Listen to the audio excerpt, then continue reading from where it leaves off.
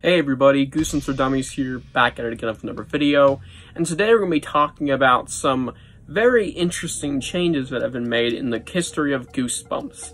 And these changes may or may not involve titles and blurbs or plots, and potentially they may have even affected the story originally, especially some of these more modern ones. Because there's actually been a lot of instances of title changes and story changes that haven't been talked about much. As in modern changes. We're also going to bring up some 90s changes, and I'm definitely going to miss some, because this isn't definitely not all of them, at least publicly confirmed, I believe, but there are 5 books we're going to be talking about here today that have been changed in some way, usually the title. And yeah, I'm kind of excited to talk about this, because this is a very weird idea. And it's just like, some of these aren't talked about, like, period, for their changes, which is really strange. So yeah, let's just dive in. Let's waste no time in this video. Starting off with one of the more recent books. All of these are actually really recent for the modern ones. Night of the Squawker, or should I say Fevers, because that was the original title of this book. And it has never left my mind. In fact, I accidentally call it Fevers from time to time when I'm mumbling to myself, or just thinking about it. I actually think, I really do not like Fevers, because this book is ass. Ignoring the quality of the book, the story didn't seem like it was to be different at all. There was no new blurb when the title got changed to Night of the Squawker, when the cover got revealed, I believe. But it was originally Fevers. I don't know how to feel about that, besides the fact that it isn't very good or creative. So, whilst Night of the Squawker ain't the greatest title, at least it's more unique than Fevers. I mean, it still is a Night of the Living Dummy title, but still, fuck Fevers. Real ass title.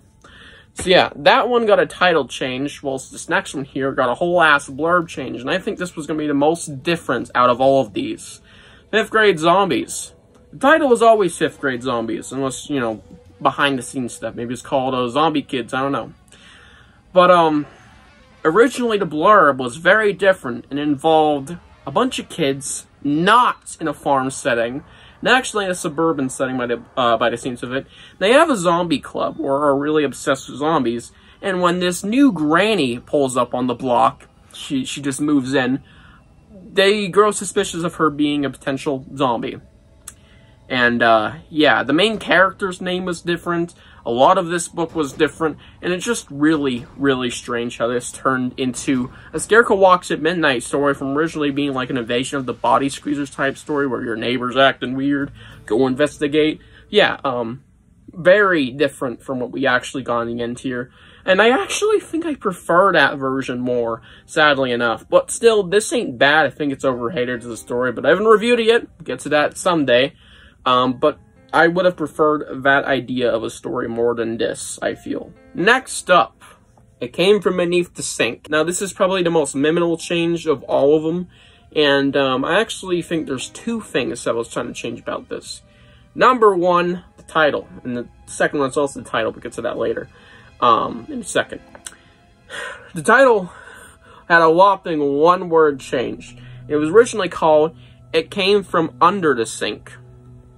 Yeah, not a huge title change, but honestly, It Came From Beneath the Sink rolls off the tongue better, so I can obviously see why they changed it to Beneath. Under and Beneath are the same thing. Beneath just rolls off the tongue better when you're saying the title. It came from under the sink. It came from beneath the sink. Sounds better. Or maybe I'm just used to that one more. I don't know.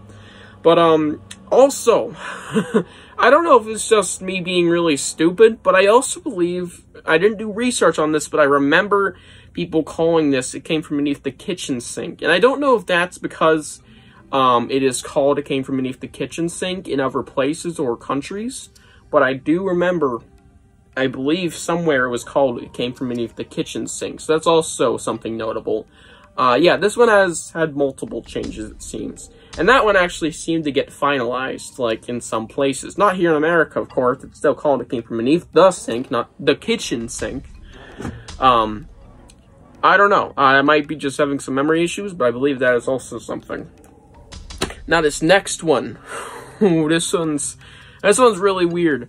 So, I believe Goblin Monday, whilst its blurb was kind of similar to one we got in the end, I do prefer it again. I do prefer the other blurb that didn't get used. It has some notable changes. And that involves what you actually see on the cover here. In the background, you can see some, obviously, goblins. Great art, by the way. And, they may or may not be kind of stoned. Oh, whoa. Not stoned as in high as shit. No, they're not on Cloud 9. These guys are covered in stone. They are like gargoyles, but as goblins.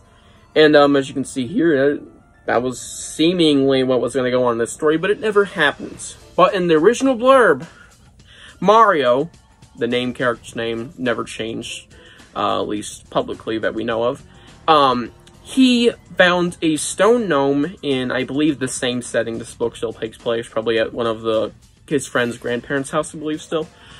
He finds this stone gnome in the garden, and he decides to take it inside, and of course, havoc ensues, and all of his gnome friends come to break him out. And it's very similar, why did I say gnome? It's goblin.